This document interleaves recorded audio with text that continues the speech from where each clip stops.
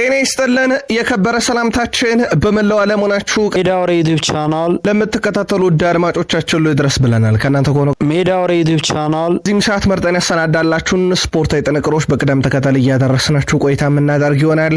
እስከ ፕሮግራማችን ፍጻሜ ቆዩን። ላይክ፣ ሰብስክራይብ፣ ሼር ማድረግ ዛሬም እንዳይረሳ። በሐሳብ መስጫ ሳጥናችን ላይ ፍጻሜ ከኛ ጋር ስትቆዩ በርከት ያሉ ወቅታዊ ጥንቅሮችን እናስደምጣችኋለን። በተለይም የአውሮፓ የዝውውር መስኮት ላይ በስፋት ትኩረት እናደርጋለን።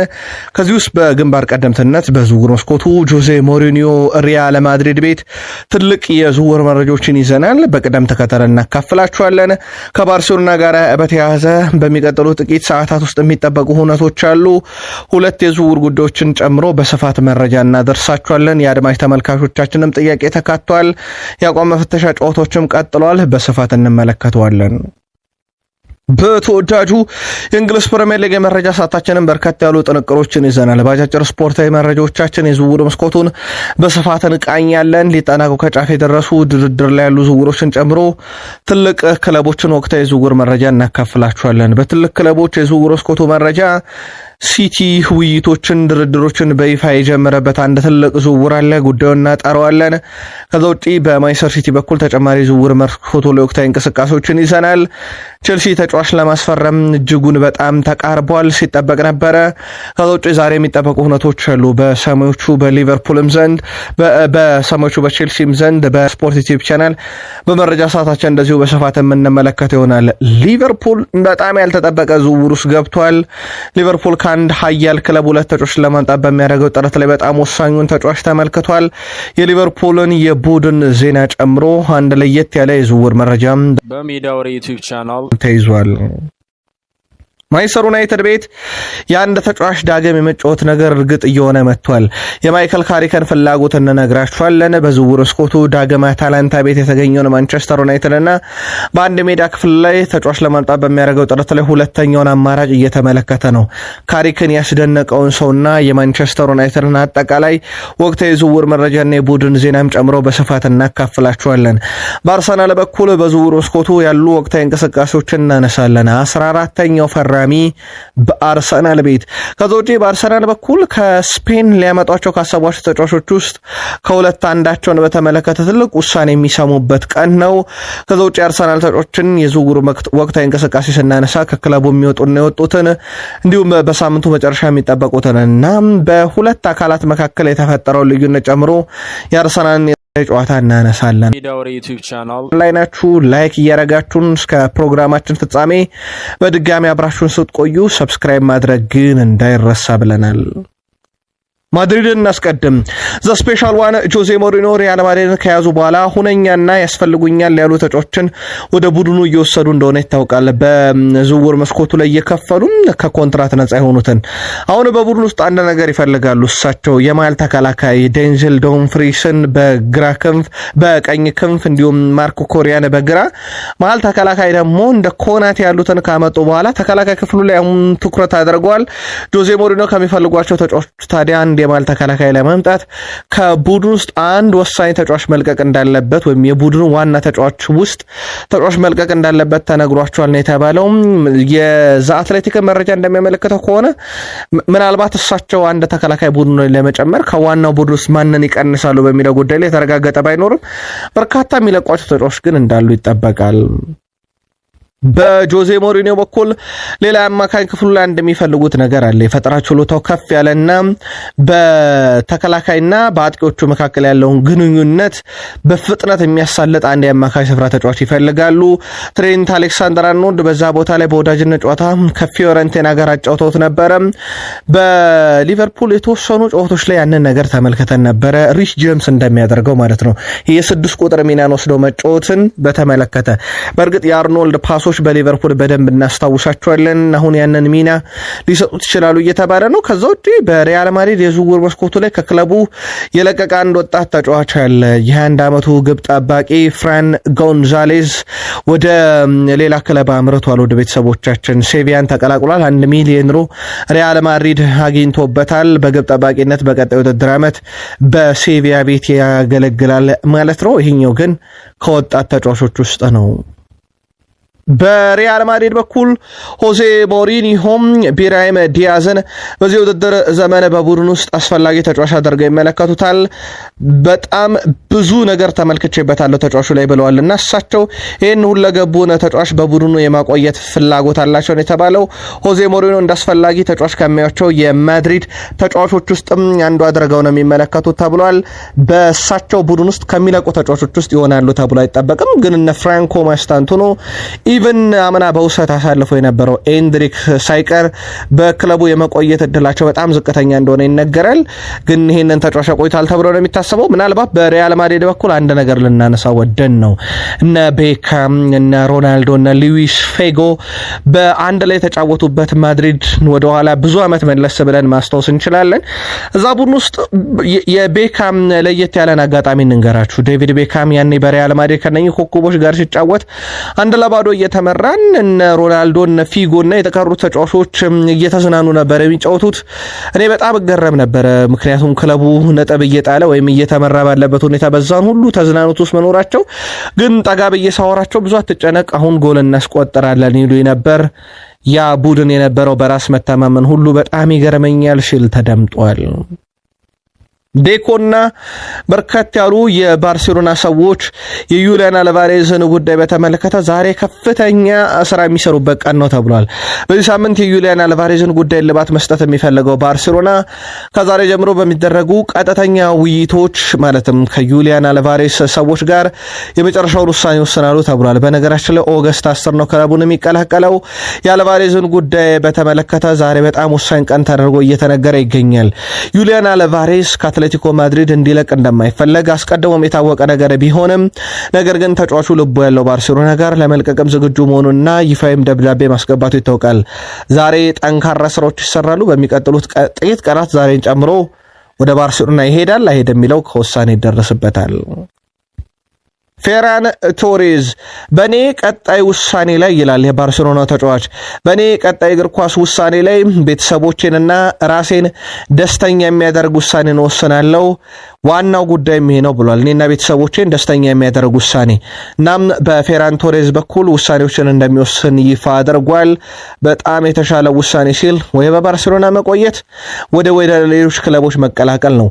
ከፓሪሰን ዠርሜን ጋር ስሙ እየተያያዘ እንደነበረ የሚታወቃልና እንደውም የፓሪሰን ዠርሜንን ዝውውር ጉዳይ ተጠይቆ ነበረም። ምንም አውቀው ነገር የለም፣ ግን በእግር ኳስ ውስጥ በአንድ ደቂቃ ውስጥ ብዙ የሚፈጸሙ ነገሮች አሉ፣ ለእያንዳንዱ ነገር ዝግጁ ነኝ ብሏል። ስለዚህ ከፓሪሰን ዠርሜን ጋር ስሙን ከመያያዙ ጋር በተያዘ ግልጽ ያለ ምላሽ መስጠት አልወደደም። ግን ፓሪሰን ዠርሜን የተጫዋቹ ፈላጊ መሆኑ የተረጋገጠ ጉዳይ ነው። በባርሴሎና ቤት እንደሚለቋቸው ተጫዋቾች ላይ ተመስርተው ደግሞ የሚያስፈርሟቸው ተጫዋቾች በተመለከተ በርካታ አማራጮችን እያዩ ይገኛሉ። አሁን ላይ በጣም አስደናቂ ጊዜን እያሳለፈ የሚገኘውን የዢሮናውን ተጫዋች በአማካይ ስፍራ ላይ የሚጫወተውን ማለት ነው አዘዲን ኦናን እየተመለከቱት ይገኛሉ። 26 ዓመቱ ነው። በዝውውር መስኮቱ ላይ በውል ማፍረሻ 25 ሚሊዮን ዩሮ ተቀምጦበታል። ትራንስፈር ማርኬት 18 ሚሊዮን ዩሮ ወጪ ሊያስደረግ የሚችል ተጫዋች ቢለውም ማለት ነው። ባርሴሎናዎች ሁኔታውን በቅርበት እየተከታተሉ ከሚገኙ ተጫዋቾች ውስጥ አንደኛው ነው። ስፖርት ዩቲዩብ ቻናል በሀሳብ መስጫ ሳጥናችን ላይ የአትሌቲኮ ማድሪድ እንቅስቃሴ ወይም ደግሞ ወቅታዊ መረጃ ይካተተልን የሚል ሀሳብ ስፖርት ዩቲዩብ ቻናል በምሽት መረጃችን ላይ እየተመለከትኩኝ ነበረ። በነገራችን ላይ ትልቅ የሚባሉ ወቅታዊ አንገብጋቢ ጉዳዮች ሲኖሩ የበርካታ ክለቦችን መረጃ እንደምናመጣ ይታወቃል። በአትሌቲኮ ማድሪድ በዲዬጎ ሲሞኔ ቡድን ውስጥ ያው የዩሊያን አልቫሬዝ ትኩስ ጉዳይ አለ። ከዛ ውጭ ቡድኑ ሊለቁ ይችላሉ ተብለው ከሚጠበቁ ተጫዋቾች አንዱ ሞሊና ነው። የ28 ዓመት ተጫዋች በበርካታ የጣሊያን ክለቦች ይፈለጋል። በኢንተር፣ በዩቬንቱስ፣ በሮማ እየተፈለገ ነው። የቀኝ ተመላላሽ ቦታ ላይ የሚጫወት ተጫዋች ነው። በነገራችን ላይ ሞሊኒያ 25 ሚሊዮን ዩሮ ማፍረሻ አለው። ፈላጊዎቹ እስከ 15 ሚሊዮን ዩሮ ለአትሌቲኮ ማድሪድ የመክፈል ፍላጎት አላቸው።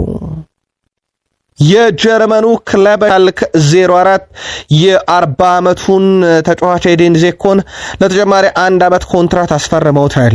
ኤዲን ዜኮ በክለቡ ወደ ቡንደስሊጋ ማደግ ውስጥ ትልቅ አስተዋጽኦ ነበረው። በ11 ጨዋታ 9 ጎል አስተዋጽኦ አለው። 6 ጎልና 3 አሲስቶችን ማበርከት ችሏል። ተጫዋቹ በተጠናቀቀ የውድድር ዓመት በጣም ወሳኙና ቁልፉ ሰው ነበር ማለት ይቻላል በሻልክ 04 ቡድን ውስጥ ማለት ነው። በሚቀጥለው የውድድር ዓመት እንግዲህ በቡንደስ ሊግ እናየዋለን። የኤዲን ዜኮ የእግር ኳስ ህይወቶች በብዙ ሊጎች የተጫወተና ብዙ ልምድ ካላቸው ተጫዋቾች ይጠቀሳል። በ9 ቁጥር ቦታ ላይ በፕሪሚየር ሊግም ጭምር ሲጫወት ከምናውቃቸው ተጫዋቾች ውስጥ አንደኛው እንደሆነ ይታወቃል። የአቋም መፈተሻ ጨዋታዎች ሲደረጉ ነበር። ወደ ቤተሰቦቻችን በርከት ያሉ አቋም መፈተሻ ጨዋታዎችን ተመልክተናል። እንዲሁም የወዳጅነት ጨዋታ በተጨማሪ ነጥብ ጨዋታዎች ነበሩ። በአቋም መፈተሻ ጨዋታ ሮማ ከኒውፖርቲንግስ ጋር ጨዋታቸውን አድርገው ነበረ። ሮማ 4-1 በሆነ ውጤት ድል አድርጓል። ሄርሞስ ካስቴሮ፣ ኩል ካርኪስ እና ሹሌ ጎሎችን ማስቆጠር ችሏል ለሮማ። ሌላ የአቋም መፈተሻ ጨዋታ ነበር። ወደ ቤተሰቦቻችን የክርስቲያኖ ሮናልዶ ሁለት ቡድኖች የተፋለሙበት ጨዋታ ነበረ። አንደኛው 25% ድርሻ የያዘው አልሜሪያና አንደኛው ደግሞ አሁን የሚጫወትበት ክለቡ አልናስር ነበረ። በሁለቱ ጨዋታ የሮናልዶ 25% ድርሻ ባለቤት የሆነው አልሜሪያ የሮናልዶን አሁን የሚጫወትበትን ቡድን አልናስር 2-0 አሸንፎታል። በጨዋታው ላይ ቼርኖና እንደዚሁ ደግሞ ኤምባራ ጎሎችን ማስቆጠር ችሏል አልሜሪያ። ሮናልዶና አንሄ ፖስቴኮግሉንም ትላንትና ለመጀመሪያ ጊዜ እንዲሁ በአካል የተገናኙበት ቀን ነበረ። በሻምፒዮንስ ሊግ ደግሞ የማጣሪያ ጨዋታዎች እየተደረጉ ይገኛሉ። በአውሮፓ ትላንትና ከነበሩ ጨዋታዎች ውስጥ ኦሎምፒክ ሊዮን በስፓርታ ፕራ 2-1 ተሸንፏል። ቀጣይ ሳምንት በእርግጥ የመልስ ጨዋታ አለ። 2-1 ነው የተሸነፈው።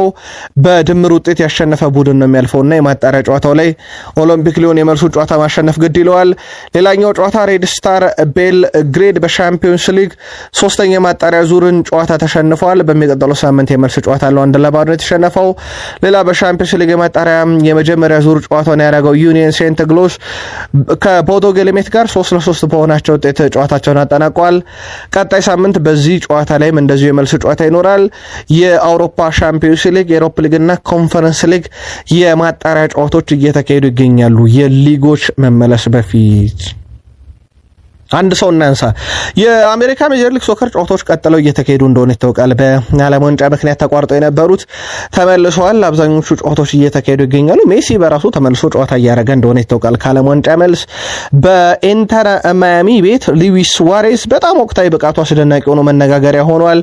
ሉዊስ ሱዋሬዝ በነገራችን ላይ 39 ዓመቱ ላይ ይገኛል። ልክ እንደ ሊዮኔል አንድሬስ ሜሲ ሁሉ ሱዋሬዝ ባለፉት 4 ጨዋታ 8 የግብ አስተዋጽኦን አስመዝግቧል። 7 ጎል 1 አሲስት አለው። በኢንተር ማያሚ ቤት በጣም አስደናቂ ጊዜን እያሳለፈ ነው። ዳግም ዋንጫውን ለማንሳት ከሜሲ ከአዲስ ከመጡት ተጫዋቾች ከነ ካዜሜሮ ጋር የነ ሱዋሬዝ ሚና በትልቁ ይጠበቃል። ስፖርት ላይ ናችሁ ውዶቻችን። ከእናንተ ስፖርት ዩቲዩብ ቻናል የሰዓቱን የተመራረጡ ስፖርታዊ ጥንቅሮች እያጋራናችሁ እንገኛለን። ከተወዳጁ የእንግሊዝ ፕሪሚየር ሊግ ወዳገኘናቸው የዕለቱ ጥንቅሮቻችን እንሻገር። በፕሪሚየር ሊግ መረጃችን ቆይታ ስታደርጉ ላይክ አድርጉን፣ አበረታቱን። በሀሳብ መስጫ ሳጥናችን ላይ ለምትልኩልን ሀሳብ አስተያየት አመስጋኞች ነን። በነገራችን ላይ የ100,000 ሰብስክራይበር ጉዟችን ሊጠናቀቅ 100 ሰው ብቻ ይቀረናል። ጥቂት ሰብስክራይበሮችን ሼር እያደረጋችሁ ወደ ስፖርት ዩቲዩብ ቻናል አምጡልን። ሰብስክራይብ ያላረጋችሁም ሰብስክራይብ እያረጋችሁ አብራችሁን ቆዩን። በተወዳጁ የእንግሊዝ ፕሪሚየር ሊግ የመረጃ ሰዓታችን ከአቋም መለኪያ ጨዋታን ጀምር። በርንማውዝ በወዳጅነት ጨዋታ ከጄኖዋ ጋር ያደረጉትን ጨዋታ 10-1 በሆነ ውጤት ድል አድርጓል። በጣም መነጋገር የሆነ ውጤት ሆኗል። ምክንያቱም ምናልባት በበርንማውዝ እና በጄኖዋ መካከል የተወሰነ የጥራት ልዩነት ሊኖር ይችላል፣ ግን በዚህ ያክል ደረጃ ይኖራሉ የሚለው በጣም አነጋጋሪ ነበር። በእርግጥ በርካታ አዳዲስ ተጫዋቾችን በጄኖዋ በኩል ተመልክተን ነበረ፣ ወጣቶችንም። ለማንኛውም ለበርንማውዝ ግን ጥሩ የሚባል ውጤት ነው። በራስ መተማመን ናቸውን ከፍ የሚያደርግ ቡድኑን ጥሩ የሚያነቃቃ ነው። ምክንያቱም አንዶኒ ኤራውላን አጥተዋል። በርካታ ኮከብና ከዋክብቶቻቸውን ባለፉት 2 ዓመታት እንዴት በርንማውዝ ሲያጣ እንደነበር ይታወቃል። ክሪስታል ፓላስ በተመሳይ በርካቶችን ያጣበት ዓመት ነው፣ አሰልጣኝ ኦሊቨር ግላስነርን ጭምር። ክሪስታል ፓላስ ተጫዋች ወደ ማስፈረም ተመልሷል። ዣቬር ጎዞን ለማስፈረም ወሳኝ ጥረት እያደረጉ ይገኛሉ። ሪያል ሻልት የሚባል ቡድን ውስጥ እየተጫወተ ይገኛል። በክሪስታል ፓላስ በኩል ለዚህ ዝውውር እስከ 11 ሚሊዮን ዩሮ ወጪ ሊያስደረጋቸው ይችላል። አሜሪካ የክንፍ ተጫዋች በበርካታ ክለቦች ዝርዝር ውስጥ የተካተተ ነው። ዝውውሩን በተመለከተ በዚህ ሳምንት ጠንካራ ስራዎችን መስራት ይፈልጋሉ ክሪስታል ፓላሶች ይህንን አሜሪካዊ ተጫዋች የግላቸው ለማድረግ በሌላ ዝውውር ኒካስል ዩናይትድ በስፋት እየተሳተፈ ይገኛል። ኒካስል ዩናይትድ በዝውውር መስኮቱ ላይ በተለይም የአማካኝ ክፍል ላይ በጣም ትኩረት አድርጓል። በርካታ አማካዮችንም አጥቷል። በእርግጥ ቶናሊና ብሩኖ ጉማሬሽ ይጠቀሳሉ። ከዚህ ጋር በተያያዘ ቪክቶር ፎርሆልትን ለማምጣት ጥረት እያደረገ ይገኛል። በፖርቶ ቤት ይገኛል። 20 ዓመቱ ነው። የማል ስፍራ ተጫዋች ነው ወይም የአማካኝ ስፍራ ተጫዋች ነው። በዝውውር መስኮቱ ላይ የውል ማፍረሻው ግን እስከ 85 ሚሊዮን ዩሮ የተቀመጠበት ተጫዋች ነው። ኒካስል ሌሎች የአማካይ ስፍራ ተጫዋቾችንም እየተመለከተ ይገኛል። የብሩኖ ጊማሬሽ የረጅም ጊዜ ተተኪ እንዲሆንላቸው አሁንም በዋነኛ እቅድ የያዙት የቦሩሲያ ዶርትመንዱን ጀርመናዊ ፍሌክስ ነሚንቻን ማዞር ነው። በዝውውር መስኮቱ ላይ ውይይቶች አሉ። መደበኛ ያልሆኑ ቢሆንም ውይይቶች አሉ። ከዚህ ጋር በተያያዘ የብሩኖ ጊማሬሽ ዝውውር ወደ አርሰናል እስከ 90 ሚሊዮን ዩሮ አጠቃላይ ቦነስ ክፍያን ጨምሮ በዚህ ሳምንት ይጠናቀቃል ተብሎ ይጠበቃል። ለኤኪፕ ማረጋግጦታል። ተጫዋቹም ትላንትና ጀምሮ የሕክምና ምርመራውን በአርሰናል ለማድረግ እየጠበቀ እንደሆነ ይታወቃል። ለዚህ ፍሌክስ ነሚንቻ የረጅም ጊዜ ተተኪ ተደርጎ ተይዟል።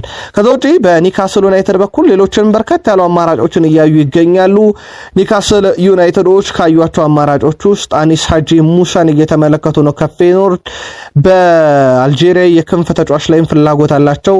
በተጫዋቹ በኩል ኒካስሎች 35 ሚሊዮን ፓውንድ የመክፈል ፍላጎትም አላቸው የሚል መረጃ በስፋት ይዞ ወጥቷል። ስካይ ስፖርት ነው የመረጃው ምንጭ። በሲቲ ቤት የአማካኝ ስፍራ ተጫዋቾቻቸውን ለመውሰድ በርካታ ክለቦች ጥረት እያደረጉ ይገኛሉ። የሲቲ አማካዮች ተፈላጊነታቸው ጨምሯል። በሮድሪ ጉዳይ ያለው ወቅታዊ ሁኔታ ይታወቃል። አሁን ደግሞ ኖቲንግሃም ፎረስቶች ሲቲውን የአማካይ ስፍራ ተጫዋች ታይታኒ ራይንደርስን የግላቸው የማድረግ ከፍተኛ የሆነ ፍላጎት አላቸው ተብሏል። በዝርዝራቸው ውስጥ አካተውታል። በነገራችን ላይ በርካታ ኮከቦቹን እያጣ ያለው ኒካስል ዩናይትድም ተጫዋቹን ለማስፈረም ካለፈው 2 ወር ጀምሮ ፍላጎት እንዳለው ተጠቁሟል። ከታይታኒ ራይንደርስ ጋር በተያያዘ የመጨረሻውን ውሳኔ ኤንዞ ማሬስካ ይወስናሉ። በተለይም ደግሞ ቡድኑ የአማካይ ስፍራው ላይ ያሉ ወሳኝና ኮከብ ተጫዋቾችን በአንድ ጊዜ ማጣት አይፈልግም። የሮድሪ ጉዳይ ገና አለየለትም። በርናንዶ ሲልቫን ያጡበት ዓመት ነው። ጎንዛሎ በክለቡ ይቀጥል የሚለው ነገር የተረጋገጠ እንዳልሆነ ይታወቃልና የታይታኒ ራይንደርስ ሁኔታ በሲቲ በኩል እስካሁን የመጨረሻ ውሳኔ ባይሰጠውም በርካታ ፈላጊዎች ግን ብቅ ብለዋል። ማንቸስተር ሲቲ በማሬስካ ስር መተዳደር ወይም በማሬስካ መሰልጠን ከጀመረ በኋላ ያው አዲስ አሰልጣኝ ሲመጣ ከቀድሞ ተጫዋቾቹ ማስኮብለል የተለመደ ነው። ማሬስካ ከቼልሲ የሚያስኮበለሉት ሰው አሁን ፔድሮ ኔቶ ሆኗል። በትክክልም ስራ ተጀምሯል። በነገራችን ላይ ይሄ በፍላጎት ደረጃ የነበረው ትላንትና ይፋዊ ድርድሮችን ከወኪሉ ጋር አድርገዋል። ማንቸስተር ሲቲዎች ኔቶን አሁን የዝውውር መስኮቱ ላይ ዋነኛ ኢላማቸው አድርገው እየሰሩ ይገኛሉ። ከክንፍ ተጫዋቾች ውስጥ ፖርቱጋላዊ ተጫዋች ነገራችን ላይ በበርካታ ክለቦች ይፈለጋል። በቶትናም ሆትስፐርስም ጭምር ፔድሮ ኔቶ እየተፈለገ ይገኛል። ሳቪኖ ወደ ቶትናም የሚያመራበት እድል ካለ ኔቶ በማንቸስተር ሲቲ የዝውውር እቅድ ውስጥ ይካተታል። በተመሳይ ተጫዋቹ ኔቶ በቶትናም እቅድ ውስጥም ደግሞ መኖሩ ተረጋግጧል። የስምነቱ መሳካት ቼልሲ ለተጫዋቹ በሚያወጣው ገንዘብ ላይ ተመሰረተ ይሆናል ወይም የሚለጥፍበት ገንዘብ ላይ ተመሰረተ ይሆናል። ስለዚህ ፔድሮ ኔቶ ወደ ሲቲ የሚያመራው ሳቪኖ ወደ ቶትናም የሚቀላቀል ከሆነ ነው። ቶትናሞች ሳቪኖ ካጡ ራሱ ፔድሮ ኔቶ ጋር ይመለሳሉ። ዣቪ አሎንሶ በዝውውር መስኮቱ ላይ ተጫዋቹ ክለቡን እንዲለቅ ግን ምንም አይነት ፍላጎት እንደሌላቸው ነው ስካይ ስፖርት በዘገባው ይዞት የወጣው። ዝውውሩ ግን ሊፈጸም የሚችልበት አንዳንድ ነገሮች ሊኖሩ ይችላሉ። ዩቲዩብ ቻናል እየተከታተለን የምናደርሳቸው ይሆናል። ሜዳወሬ ዩቲዩብ ቻናል ሰብስክራይብ፣ ሼር ማድረግ ዛሬም እንዳይረሳ። በቀጣይ ቪዲዮ እስክንገናኝ ድረስ ደህና ቆዩልን።